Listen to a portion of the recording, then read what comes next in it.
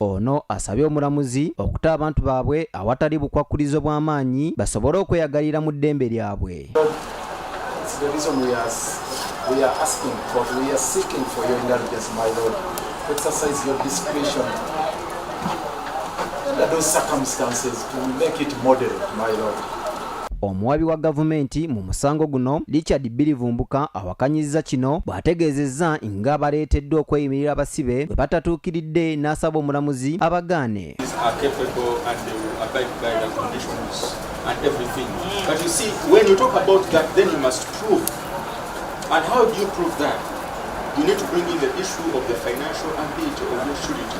Omulamuzi Susan Okalanyi abasibe oluvannyuma lw'okuliriza enjuyi zombi abasibe buli omu amutadde ku kakalu ka nsimbi obukadde 2 ez'obuliwo ate ababeeyimiridde ensimbi emitwalo 5 ezitali za buliwo era n'asaba pasipoti zaabwe zirekebwe ku kkooti era nga tewali n'omu akkirizibwa okufuluma eggwanga nga tafunye lukkusa okuvawo omuwandiisi wa kkooti era abasabye okukomawo omulundi gumu mu buli mwezi. In this case, the offense charged of terrorism is available, and the court has decided to grant bail to each of the applicants. Abalabudde singa tebatuukiriza biragiro bino akakalu kaabwe kakusazibwamu mu bwangu. She shall notify the immigration authority of the order limiting your movement and the conditions. The condition is permission. Permission from the court. Omulamuzi ategeezezza omuwabi wa gavumenti nti singa balimu okuleeta obujulizi mu bbanga lya myezi 6 wakuta abasibe bano awatali kakwakkulizo konna. And other arrangements will then be made regarding your report. Failure to commit the accused persons for trial within 6 months from this date will result into their automatic release from the terms and conditions of this bail release. Oluvannyuma lwa kkooti Lukwago abulidde bannamawulire ng'ebiwandiiko by'abasibe baabwe bwe byawambibwa abasirikale ba Ssemwayi era asabye poliisi okugondera ebiragiro bya kkooti eno. Nga bwe tufunye ekiragiro kya kkooti wano katusuubire nti buno bagenda kugonda batuwe passport ezo zijje wano kuba ndoza kyekigenda okutuluisaamu akatonotono. Bannakibiina kino 36 ku bano 33 basajja ate 3 bakyala bakwatibwa mu ggwanga ly'e Kenya mu mwezi gw'omusanvu w'omwaka guno era basooka kusimbibwa mu kkooti ey'eddaala erisookebwako e Nakawa nga 29 omwezi ogw'omusanvu ng'egimu ku misango egibavunaanibwa kuliko ogw'obutujju. Nze Adolf Semata ku Agagudde TV Agaguddewo.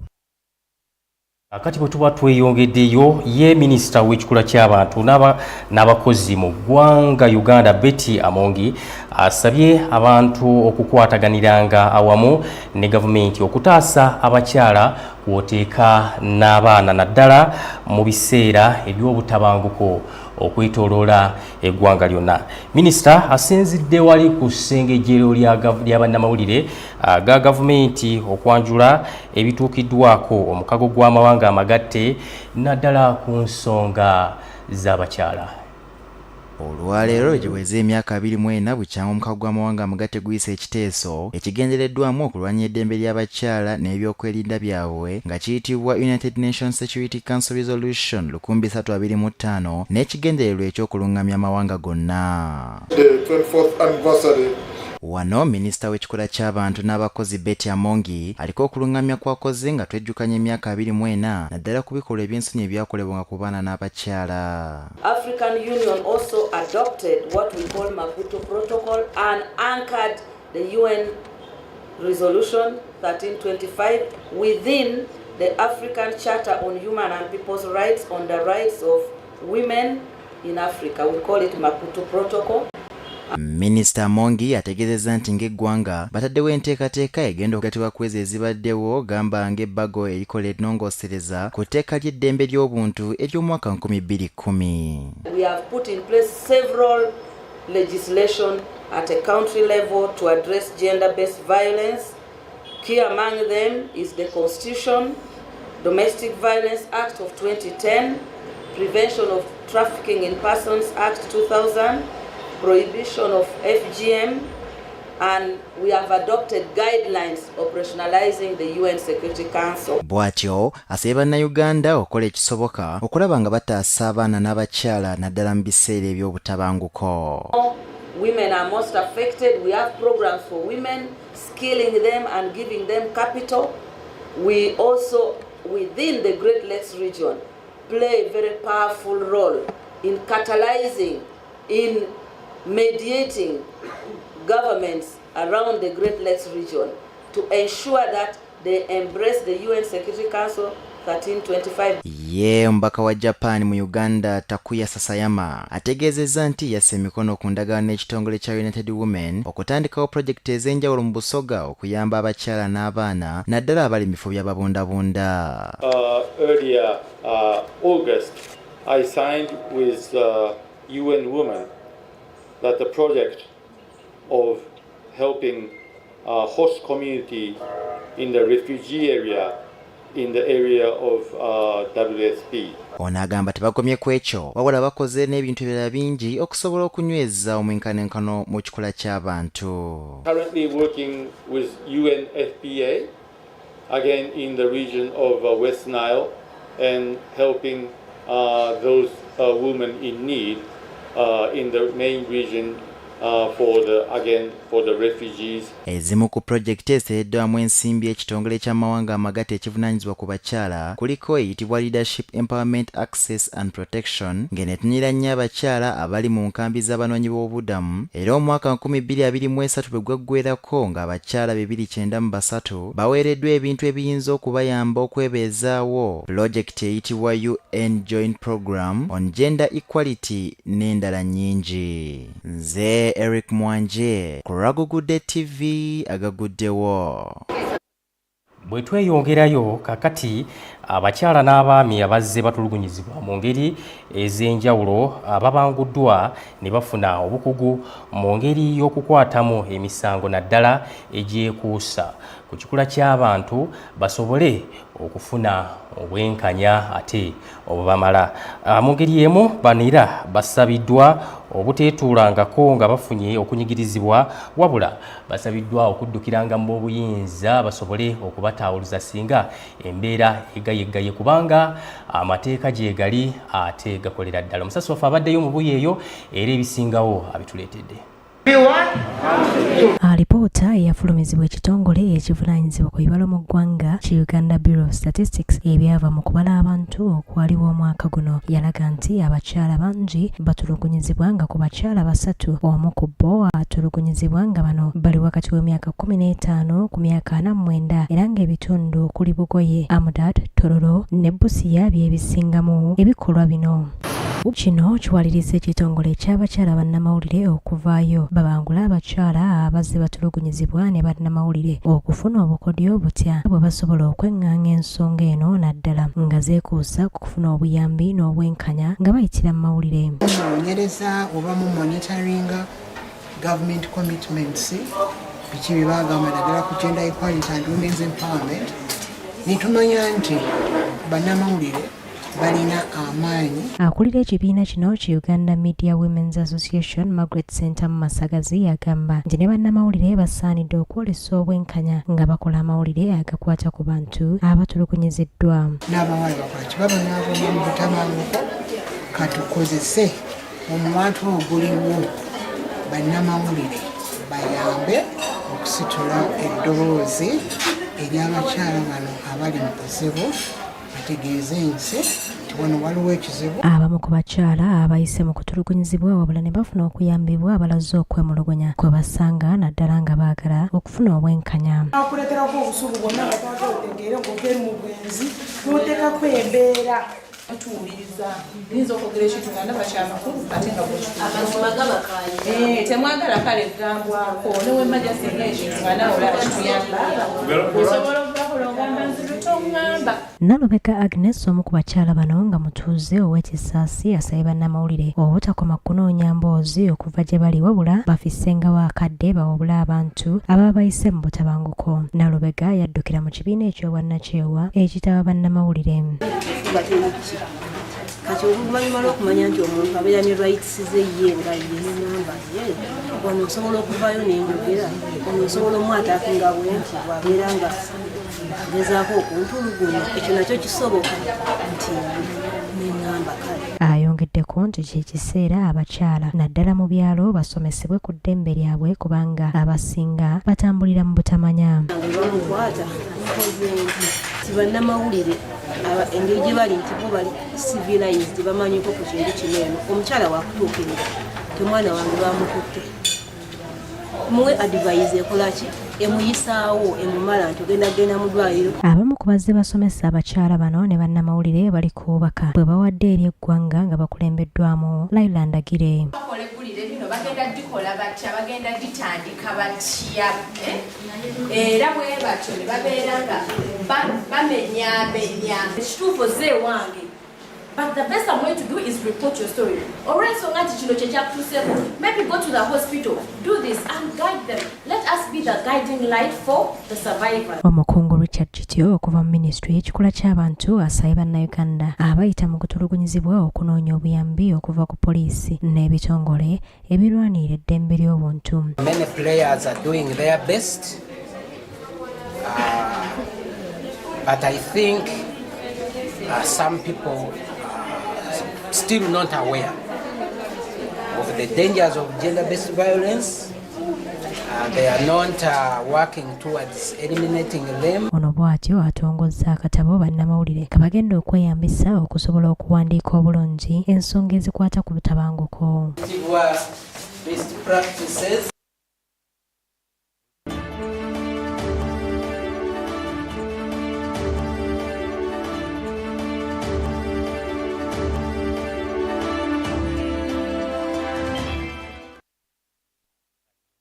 Ebyobulamu abakyala naddala batawanyizibwa endwadde ey'ebizimba mu lubuto basabiddwa okwewala n'okukendeeza okukozesa eddagala ly'obutonde era ne balagibwa okugendanga okulaba nga abasawo abakugu basobole okukeberebwa olunno ekirwadde kisobole okulabika obulungi ekiba kibatawaanya kaddako.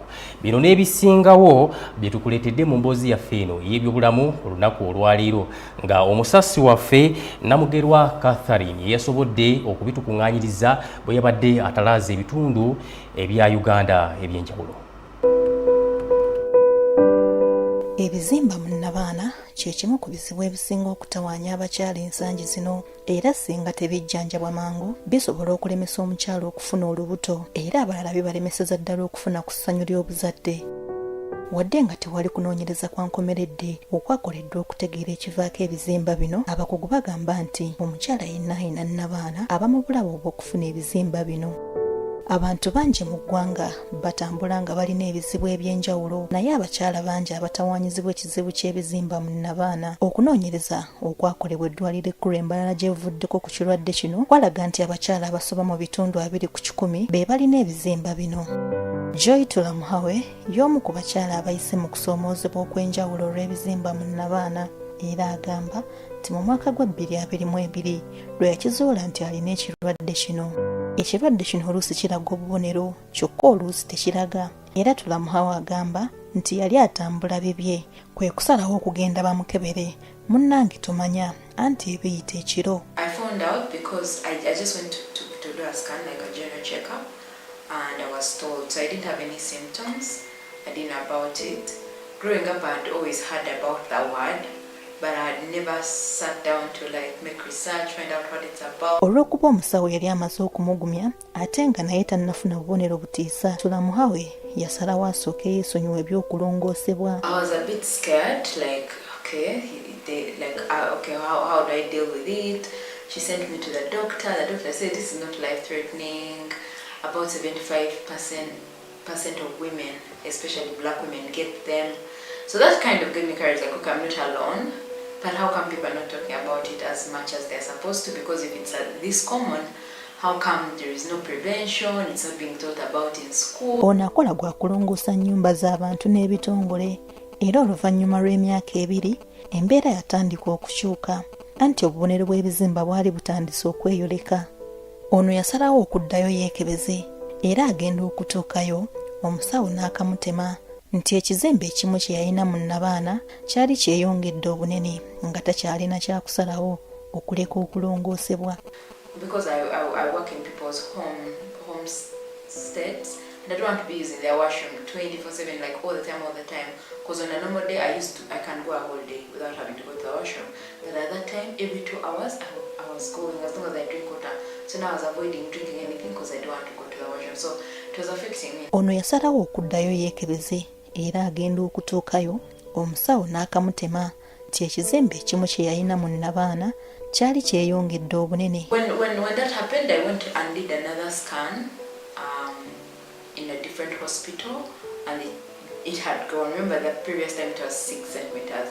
Now it had grown to I think 9.5, coming to 10.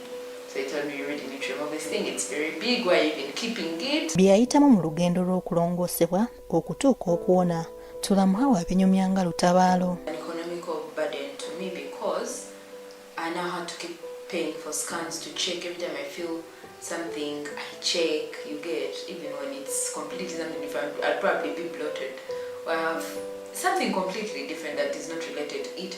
I had to spend some days in the hospital, for the surgery. I had to spend some days in recovery. All that affected my work. Abakugu bakakasizza nti ekirwadde kino oluusi tekitera kulaga bubonero era okuzuula amangu omukyala nti alina ebizimba beeyambisa ka TV giyite scan. Ebizimba mu mulimi lwaffe olw'ekisawo, ebizimba bya Nabaana si kansa, kijja kiva mu maso oba mu nnyama ya Nabaana ne kigenda nga kigejja.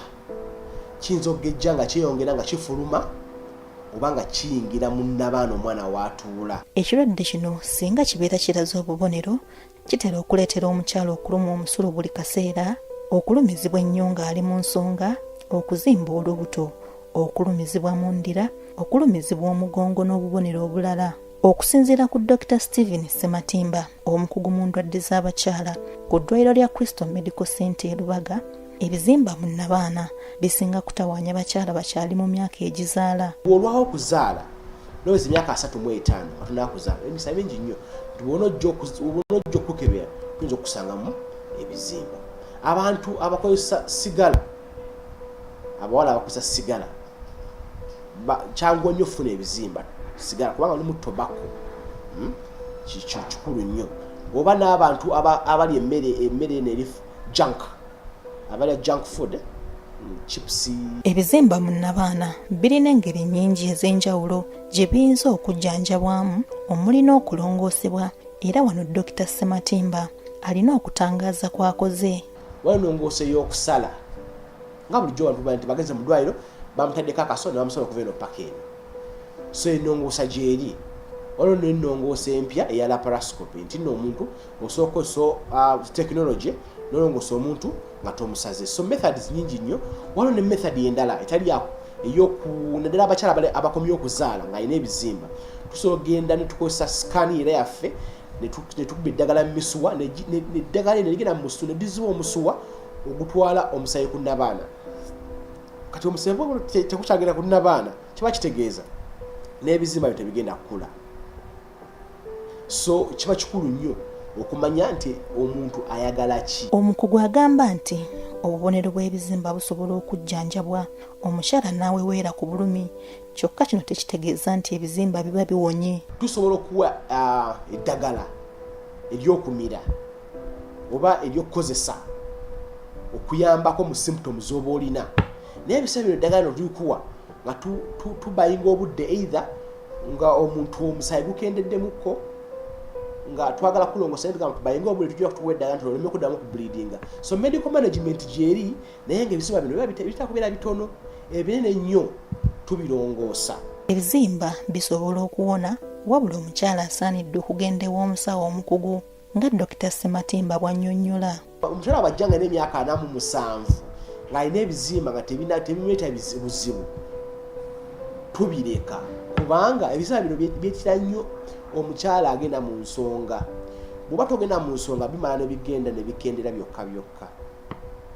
Era omuntu wajja nga emyaka egigenda mu nsonga giweddeko naye ng'akyalina bleeding eva ku bizimba, kitegeeza n'abaana tulina kugijjamu. Dr. Susan Atuhaire omukugu mu ndwadde z'abakyala ku ddwaliro ly'abakyala e Mulago agamba abakyala emirundi mingi bettanira nnyo eddagala ly'obutonde ate eritayamba olwo bagenda okujja mu ddwaliro ng'obudde buyise wabula bino biwakanyizibwa abajjanjabisa eddagala ly'obutonde. Balwawo okujja omuntu n'akugamba nti maze emyaka 10 maze emyaka 8 era buno obuzibu bagamba wajjiranga ebizimba ate nga nabyo bikuze nnyo. Ekyokubiri bw'obagamba nti weetaaga balongoosa abamu nga bagamba sirina sente zanzigwako talinga ndi mu budomola. Naturopathic treatment oba natural treatments ne conventional therapies byawukanamu era n'eddagala lyawuka kyoba mbagamba nkozesa ddagala zungu ate nkozesa ddagala lya habo oba lya butonde era enzijjanjaba eyawukana. Tulina laboratories zetwekakasa ne imaging centers zetwekakasa ezikebera obulungi gye tusindika abantu abo okugenda okukeberebwa amalwaliro ag'enjawulo ne batukomezaawo results ne tuzitaputa ne tusobola okubateeka ku treatment. Dr. Richard Senjobe okuva ku Biv Organic agamba nti singa omukyala awulira enkinyira yonna mu bulamu bwe alina okudda amangu mu bakugu ayambibwe mu kifo ky'okusooka okulinda endwadde eno okukula. Era ekyabamu y'ensobi gye batera okukola nanywa eddagala ly'ebizimba saawona abanzijjanjaba ebizimba ebbanga ddene sitereera tomanyi bizimba byojjanjaba. Tusobola kumanya alina bizimba kika ki biri mu position ki biri ku bunene ki netwaba tukubuulira nti okusinziira ebizimba by'olina treatment ogenda gibeerako omwezi gumu oba emyezi 2 oba emyezi 3. Okusinziira ku bakugu ebizimba mu nnabaana ebitundu 1/10 bisobola okufuuka kansa singa bibanga tebijjanjabiddwa mangu era abakyala basabiddwa obutasirikira kirwadde kino. Mwogere n'emibiri gyammwe bw'olaba nga waliwo ekikyuseeyo ku mubiri gwo genda ew'omusawo akulaba. Omusawo bw'anaakulaba naddala omusawo omukugu sigambi basawo tali bakugu abantu bannayuganda balekerawo genda ew'abasawo abatali bakugu mu bintu bino. Gavumenti egezezzaako okutuwa abasawo mu malwaliro agaliwo mu Uganda. Genda weeyo omusawo asookerwa kakubulira ekiddako ajja kukuyamba bw'aba taakuyamba akusindike ew'omusawo anaasobola okukuyamba. Abakyala bangi abatawaanyizibwa ekirwadde kino bafunye okusoomoozebwa okw'enjawulo olw'ebyo ebiboogerwako n'ebyogerwa ku kirwadde ky'ebizimba naddala mu bitundu gye bawangaalira era kino kibaleetera okwennyikira buli kadde. Abantu abalemeddwa okufuna emutu babayita bagumba. Omuntu bwakuyita omugumba kiba negative kiba positive. So stigma eyo omuntu emusigalako nnyo.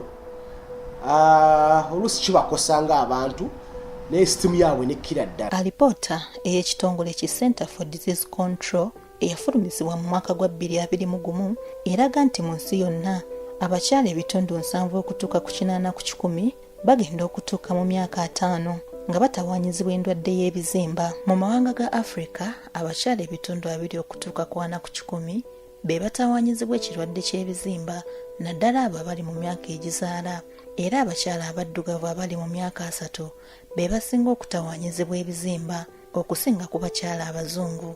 Okusinziira ku kunoonyereza okw'enjawulo okuzze kukolebwa mu Uganda abakyala ebitundu 3 ku 10 abali mu myaka egizaala be basinga okutawaanyizibwa endwadde y'ebizimba era basanga ebizibu eby'enjawulo omuli n'okulemererwa okuzaala. Abakyala bangi batya okwekebeza ebizimba naddala abawala abatoototo kyokka nga bwe guli ne ku bulwadde obulala bwonna singa ebizimba bino bizuulwa mangu bisobola okujjanjabibwa ate era ne biwona.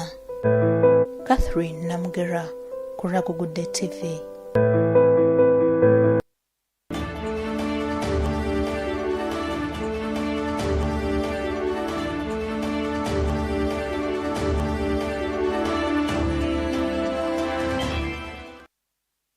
Webale nnyo munnaffe Catherine Namugerwa okutuleetera ensonga z'ebyobulamu zibadde mpanvu naye nga zibadde nungi nnyo ddala. Kati nno ekitundu kyaffe ekisooka nzikiriza nkuwummulizeemu wano n'olugero lwaffe. Olugero mu Agaguddewo. Akamera akaluma awamu n'obutereevu kakera ennyumba ejjudde obugagga omuli okuyomba amakulu n'oba oyina ebintu bitono yiga okusanyukira mu mikisa emirala Katonda gy'aba akuwadde. Engero 17 olunyiriri olw'olubereberye. Olugero Agaguddewo.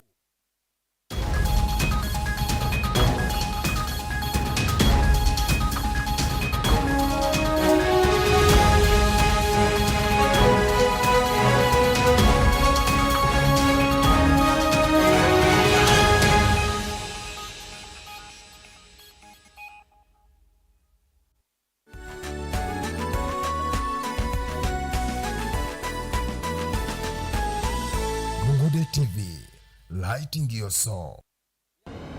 Pastor Pasteri Music Center, located along Chagwe Road on Serwaniko Music Plaza, shop number B4 and Justine Arcade, shop number G73, next to Chiseka Market, brings you all music and audio equipment and electronics like brass band items, including drums, saxophones, trombones and cornets, top speakers, bass beams, amplifiers, digital mixers, guitars, flat TV screens, keyboards, domestic lights and stage lights, cord and cordless microphones, studio monitors, sound cards, and all recording studio equipment. For deliveries and orders from abroad, call Pastor Pasteri on 0752 008 443 or 0782 008 443. Pastor Pasteri Music Center. Oyagala byofumba bijje mangu nga tofunye buzibu bwa mukka kosa bulamu bwo. Weekwate mobile stoves tukukolera ebyoto ebikekkereza enku wamu n'amanda omuli ebyoto bya sola ebikozesa volcanic stones wamu n'olusenyente nga tukolera ne biogas okuva mu busa saako oven gattako sauna erigwa owawaka nawo wa bizinensi ku bbeeyi etakubya ntunnonsi. Kati naba amasomero, amalwaliro, awaka, amakanisa, factories, hotels wamu ne restauranti mutuyite tubazimbire ebyoto bino kuba 0789 47 08 96 ne 0750 82 3 oba jangu ku ofisi zaffe Namugongo Kyali Wajara Road opposite ne Dawson Petrol Station esangibwa kulidde ekireka.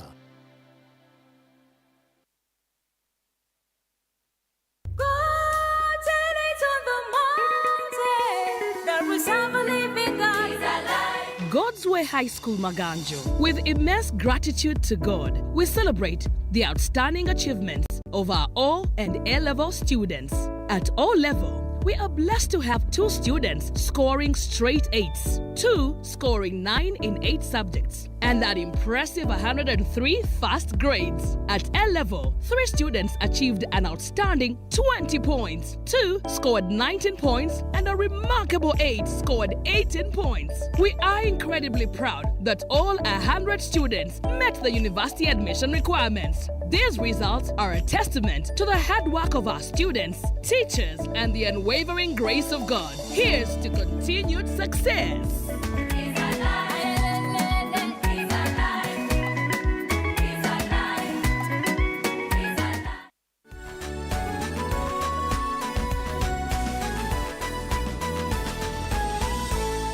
TV, lighting your soul.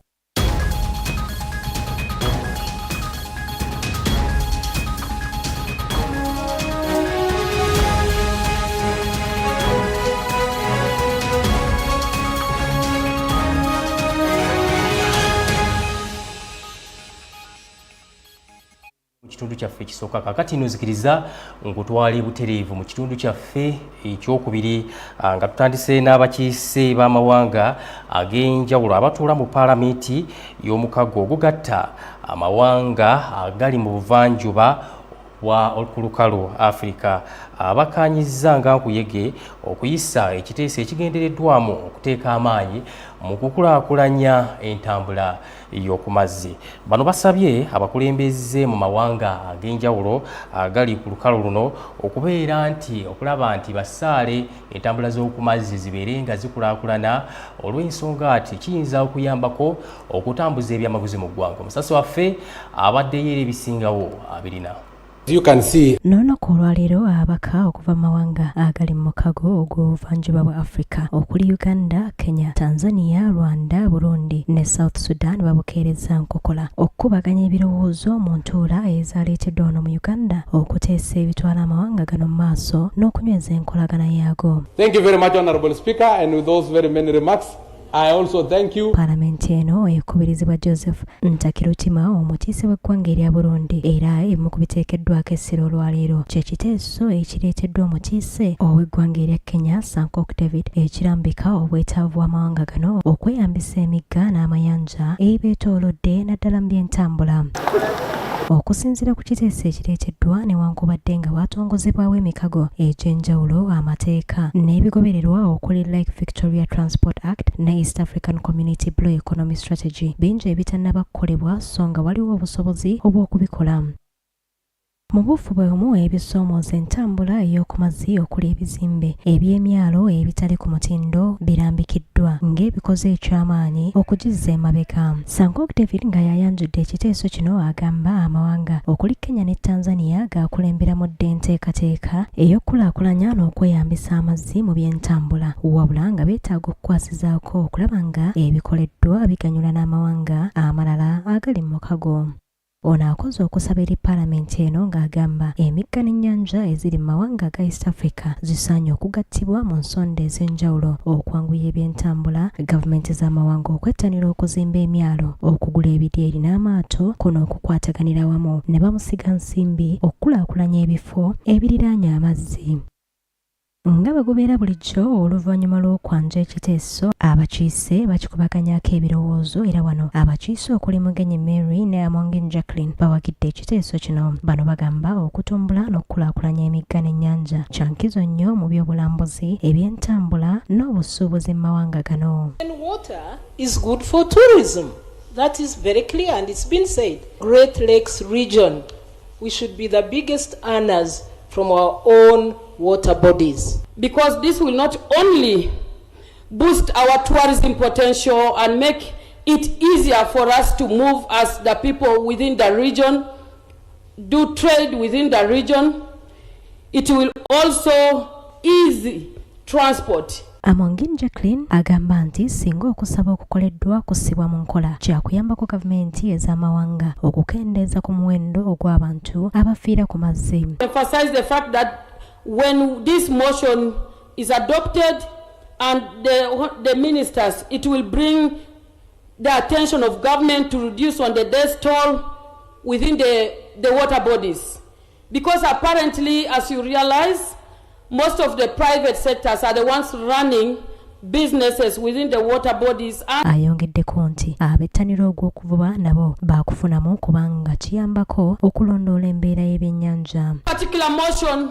will not only address an issue in regards to maritime transport, it will also address so many issues related, including bringing the attention of governments to ensuring that the water is protective for fishing and the quality of the fish that we get as a region, but also addressing climate-related issues and challenges within the water, but most importantly, addressing our forefathers' vision. Ayanjudde ekiteeso kino eri Paalamenti omukiise Sankok David agumizza ababaka abaliko obunyomero bwe baagadde bukyusibwemu nga bwe kigenda okukolebwa nga mu bino mulimu okwongera obukuumi n'okulwanyisa plasitiiki. Wanda Jeremiah of the issue of safety, and we should actually include safety. And once we invest on this, especially when we have our army taking care, we'll have safety and we'll have also those vessels being safe enough. Honorable Dr. Aisha also talked of water pollution and plastic. I think we should include on this one, and the amendment are well accepted. Agamba ekiruubirirwa kyabwe kwe kulaba nga amawanga mu mukago guno gabeera ku mwanjo mu basuubuza ebyennyanja so si ababisuubula era alambusa obukulu obw'enteekateeka eno. Especially there is the need for us to be the net fish exporters, not importers. Surely connecting, for instance, our northern corridor, central corridor to River Congo, it means we reduce the construction of 4,700 kilometers of road. we will use that water transport all the way to Atlantic Ocean. Oluvannyuma Speaker abuuzizza abawagira ekiteeso kino era ne kiyisibwa. Those in favor say aye. Those against say nay. The ayes have it. Ndi Jocelyn Nabosa ku Agagudde TV ya Agaguddewo. Webale nnyo munaffe Jocelyn Nabosa. Kakati bwe tuba tweyongeddeyo abayizi b'ekibiina ekyomusanvu ku ssomero lya Shalom erisangibwa Emmengo ab'ekibiina kino ekyomusanvu abagenda okutuula ebigezo byabwe ebyakamalirizo okutandika ebbalaza ejja basabiiti ejja n'abasomesa baabwe basabiddwa okubeera abasaale n'okulabika nti beekwasa ku Katonda mu buli kye bakola era kye bakwasaako n'emikono gyabwe. Kakati bano bongedde bakuutira okwewalira ddala ebikolwa ebiyinza okubatwala mu kubenyibwa amateeka nti nga beenyigira mu kubba ebigezo. Ate omulabirizi w'obulabirizi bwa Lwenzori Robin Kisembo asabye abazadde mu bbendobendo ly'e Kasese okwagazisa abaana baabwe okwettaniranga ebyobulimi mu ggwanga lyonna oboolyawo eggwanga linaaba likulaakulanye mu mbeera emu oba endala.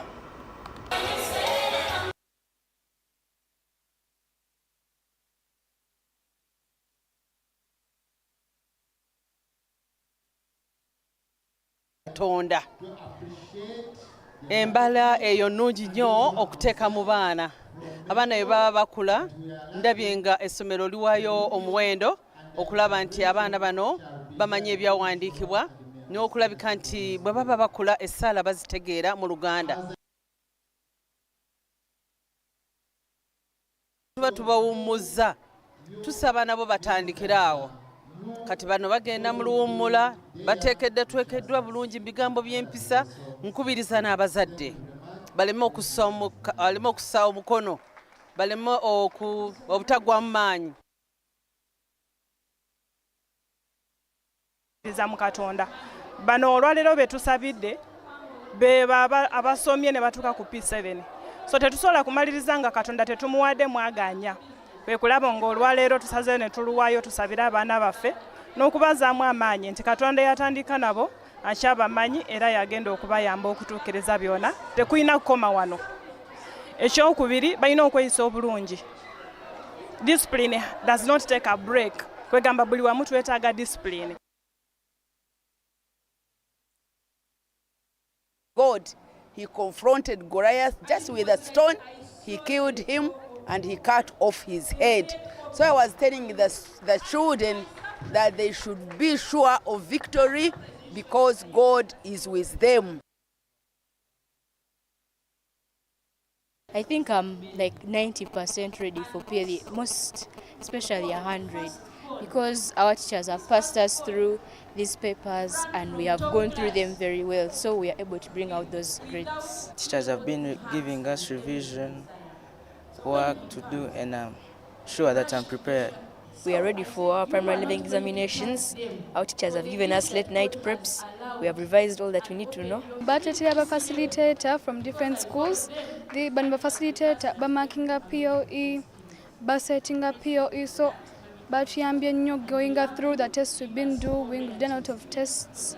So, and we are very sure that we are going to pass. We're going to get it. We're going to pass.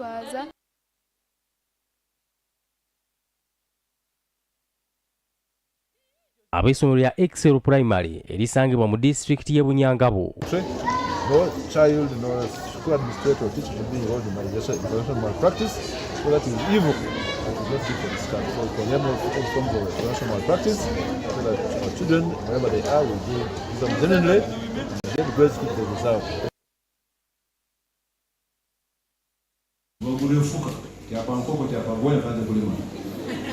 As a gift, wale tunaita msandi kwa mfuka. Ndio vya mkaka, ndio vya laya, ndio vya lioni. They should add full security on your home. Even if they finish degrees, they need to own shops, they need to own farms.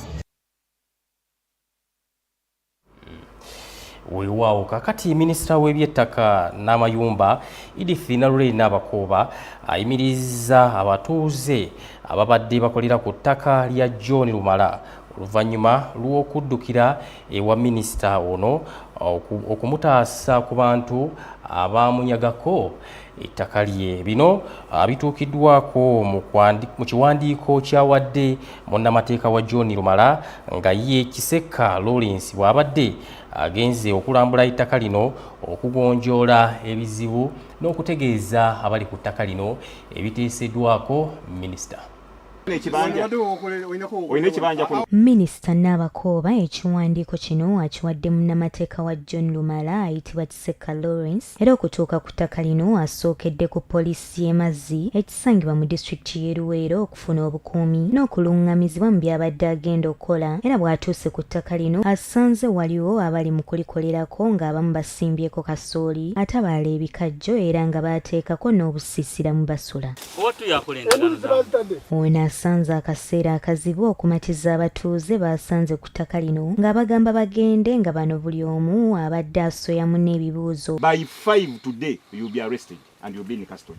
So whoever stays here is at risk. Kusimbako bikajjo nze sirina patana na babikajjo. Bano beeyongeddeyo okugenda mu bifo ebirala ng'eno obwedda bayimiriza obutaddamu kukolera ku ttaka lino kubanga liriko enkaayana. Akutofaayo 11 beerawo.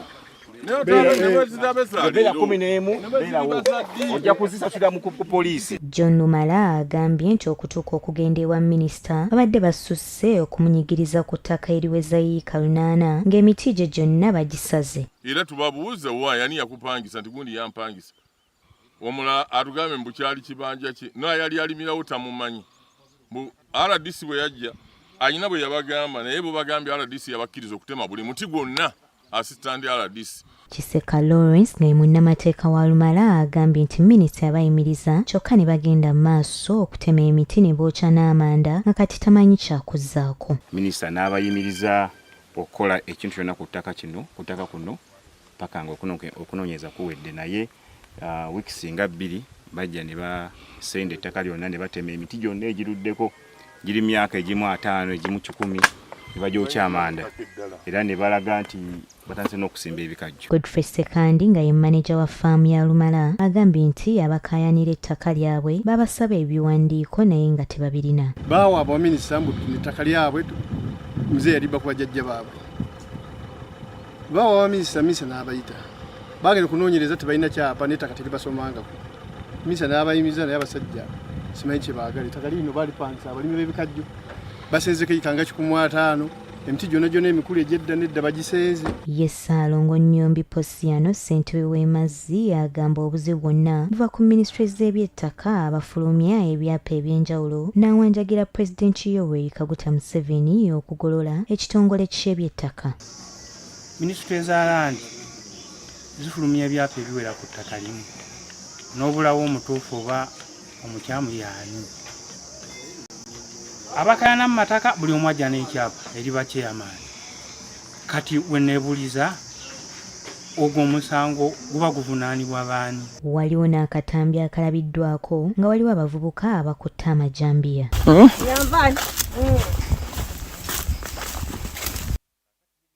Omubizi w'abavubuka n'abaana mu ggwanga Uganda Balamu Barugahara akubiriza abavubuka mu ggwanga okwettanira enteekateeka ezigendereddwamu okubajjanga mu bwavu okusinga okwettanira ebyobufuzi ebitabayamba. Ate abakulembeze ab'ebibiina eby'obwegassi mu bitundu ebyakazibwako erya ghetto balabudde abo bonna bannakigwanyizi abaagala okubeetabamu okubatabangula mu bitundu bino bagamba nti tebalinnyangayo. Abavubuka bannakibiina ki National Resistance Movement abeegattira mu kibiina ekiyitibwa NRM Youth Cadres Association Uganda batongoza ekibiina kyabwe eky'obwegassi nga kino kigendereddwamu okubayamba okwekulaakulanya ng'ekibiina kino kitongozeddwa minisita omupeezi w'abavubuka n'abaana Balamu Barugahara ng'emikolo gino gibadde ku ssettendekero wa Makerere. Bano minisita abakubiriza okwettanira enteekateeka ezigendereddwamu okwekulaakulanya okusinga okwettanira ebyobufuzi. Naye ate tulinawo ne pulogulaamu za gavumenti ezitambula kati omusobola okuyita saako nefunamu akasente. Tulina PDM naye zigenda kumuluka obukadde 10 buli muluka bugabako obukadde obuleka bufunako miliyoni 3 z'abavubuka. ziri ensanvu z'abakyala abakadde abalema bwe bagabana ziri esigalira era abavubuka bonna ne bazenyigamu. Minisita bano abawadde akakadde kamu ng'akabonero ak'okubakwasizaako mu kibiina kino.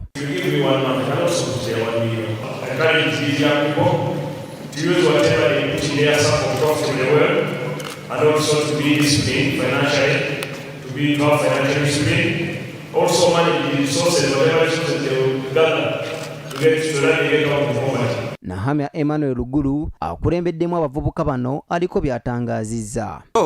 Tuze mu Makerere ekisooka okukunga abavubuka benyigire mu reconciliation oba enkulaakulana President Jazze nga ayogerako.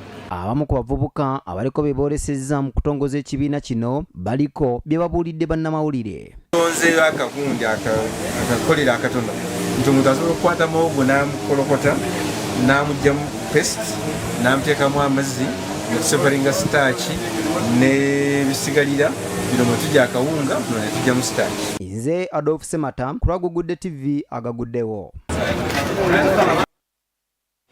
Katukutuuseeko ebyafaayo by'olunaku olwaleero.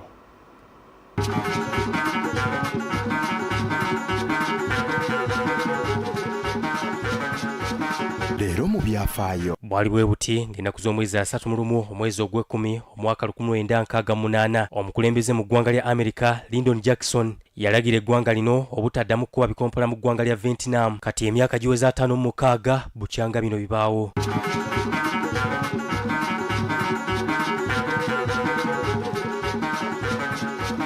Leero mu byafaayo